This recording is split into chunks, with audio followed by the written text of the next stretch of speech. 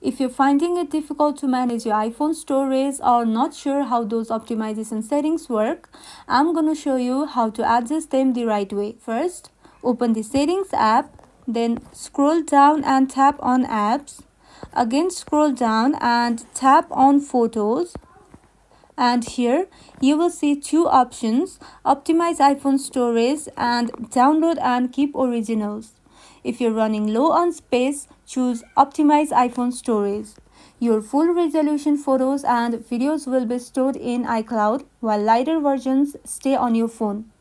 But if storage is not a problem and you want everything in full quality on your device, go with download and keep originals. To get an overview of your space and other cleanup tips, go back to the main settings menu and tap on General, then go into iPhone storage. This will show you what's taking up space and offer suggestions to free some up. And that's all. If this video was helpful, don't forget to like and subscribe for more iPhone tips and tricks. Thank you for watching.